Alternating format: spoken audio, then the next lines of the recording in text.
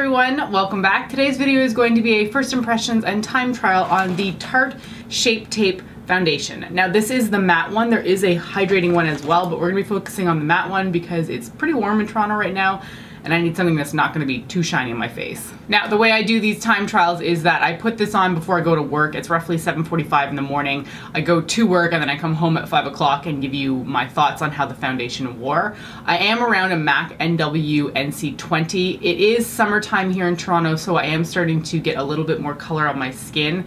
So I might be verging towards like NC25, something like that, but I'm definitely not quite there yet.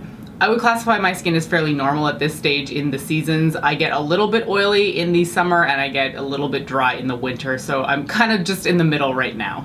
So these are quite hefty boxes. The packaging that it comes in, obviously a cardboard box, looks quite large, but it's because there's a huge doe foot applicator on the inside. This does contain a standard 30 mils or 1 fluid ounce, but it looks a little bit bigger because the doe foot in here is very similar to the Shape Tape concealer.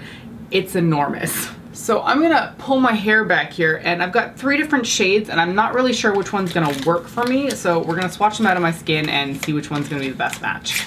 Okay, this first one is Fair Light Neutral. Next one is Light Neutral, which actually looks paler to me. And this last one is Light Sand, which I'm not really putting in order here. Okay, that looks the palest to me. Interesting. Okay, so Fair Light Neutral is in the middle right here, and that is definitely, I think, the darkest on my skin. It's got more of a pink undertone, and it seems to be standing out quite a bit against my skin. But that's also tends to be because I don't go for pink foundations. I like something a little bit more neutral or yellow. This one up here is the Light Neutral, which definitely has a bit more of a peach undertone. It does seem to match quite well, and it's not as pink as this one, so I would lean more towards this one. And the last one here we have is Light Sand, which I thought would have been darker than these guys because it is a stage up, especially from Fair Light. But this one definitely has more of a yellow base to it, which tends to match my neck a little bit better when it's all blended together. So I think I'm gonna go with Light Sand.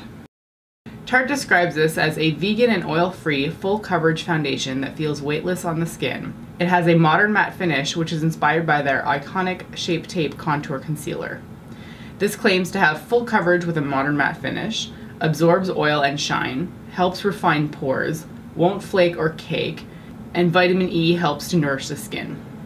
This is formulated without parabens, mineral oil, phthalates, triclosan, sodium lauryl sulfate, and gluten. Okay, so there's the foundation applied, and that was extremely full coverage. I don't think I've used a full coverage foundation that opaque in quite some time. It was really bizarre to see all the color that's actually on my skin completely disappear. Now, I do have some stronger freckles that are still shining through. I've got a few right here, but it has mostly covered up that broken blood vessel that I always point out. So I would say that the coverage on this is extreme. I do think the color tone is good. It might be a little bit pale for my neck, not by a ton, but I do put bronzer on my face, so that will bring some more life back into it and will help it blend into my neck. One thing to point out though, this foundation dried so quickly. I dabbed it all over my face, and by the time I started to go in with my damp Real Technique sponge, it had already started to dry, so I had to work a little bit harder to blend it in. So I would say do this foundation in sections on your face. I mean, at the end of the day, the end result is fine, but I was just so surprised about how quickly it dried. So you have to move kind of quickly. All right, I'm gonna go put the rest of my makeup on and I will be right back. All right, the rest of my makeup is now on and everything went on pretty much seamlessly, no different than normal really. I do really like the finish and it has blissfully dried down. I can't tell you how annoying it is to do these foundation reviews or even to wear any kind of foundation and the foundation just doesn't dry. This is dry, it is matte to the touch, and I really like that. Anyway, it is currently 8:06 a.m. I'm going to head to work and I'll come back with my final thoughts around 5 o'clock tonight. All right, I'm back. It's the end of my workday. It is currently 4:58 p.m. So let's chat about how this foundation wore on my face. My first impression is that honestly, it didn't change a whole lot throughout the day. I felt like I had to wait probably about 4 hours before I saw any change on my face. And the first thing that happened was that my nose started to get a little bit oily. This is not unexpected for me. This area is a problem and almost every foundation goes oily on me. One thing that I thought was impressive though is that the foundation has not disappeared on my nose.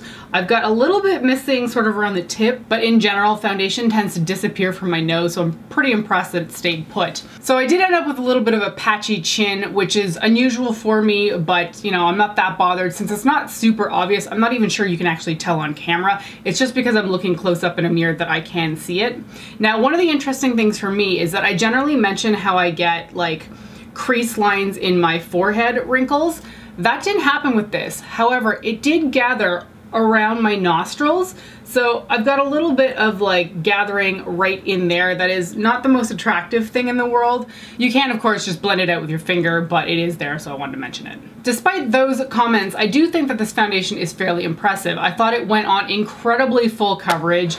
I was impressed with how much it did cover on my face, but you have to keep in mind that this will make your face a little bit mask-like. I don't think anybody's gonna look at your skin and think that it's real. It will look like foundation, especially upon application. So this is not the kind of foundation where you can put it on and apply nothing else. You need to be applying blush or bronzer or something to bring life back into your skin, because my face just looked like an entirely blank canvas as soon as I put this on, and that's gonna make you look really artificial. So just keep that in mind. You have to apply product on top of this, otherwise your face is just gonna look way too flat. I did find that this foundation reminded me a lot of Revlon's Color Stay, the one that they made several years ago, the one that had like SPF 8 in it. I feel like the application was very similar. It dried down super quickly. It is fairly opaque. It covers everything on my face basically. And one of the things that I like the most about the Revlon Color Stay is that when my oils started to come through, my face started to look more natural. And I feel like Tarte's Shape Tape, the matte version, does that. When the oils start to come through, my face doesn't necessarily go shiny. Like I don't see a ton of like oil or grease or anything like that, but it looks more luminescent. And the combination between my face oil and whatever's in these foundation, be it the Revlon Color Stay or this Tarte Shape Tape, really makes a better look. So I liked it when my oils came through because I felt like the foundation just started to look a little bit more natural on me. And again, that shine is, well, that's highlighter there, but like the shine is not super apparent. There's a bit on my forehead, my nose is a little bit shiny, but in general my face doesn't look super greasy, so I really like that. I have mentioned in the past that I can find foundation pretty itchy on my face. I don't love the way it feels, and this one's really strange. Normally I get that sensation all over my face. The sensation is only on my nose. So it's only around my nose that I've got a little bit of the desire to scratch my skin, but like the surrounding perimeter is fine. It doesn't feel especially tight either.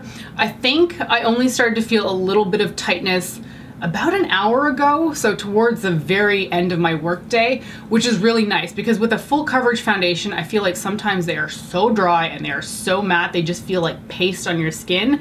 So I'm happy that this one did not feel like that, and I only started to experience a little bit of discomfort towards the end of the day. So in summary, I do actually really like this foundation. There were a few negatives, but I mean, there's nothing in there that outweighed the positives. I like how this looks on my skin. I feel like the color was a good match. You may have to hunt a little bit to find the particular shade that works for you, which brings me to a point that I forgot to mention. There was a huge amount of hype with the Tarte Shape Tape foundation when it first launched because everybody loves the concealer. I'm not a concealer person, so I can't talk about that. But Tarte just didn't release a ton of shades that were on the dark end of the spectrum. There was enough sort of in the medium to pale range, but there was not much in the dark spectrum. I do know that they said some unfortunate things on social media implying that they would launch more shades in the summer because that's when people get tan. I don't think that is an appropriate response by a brand, and I don't actually think they've released more shades even though it is the summer now.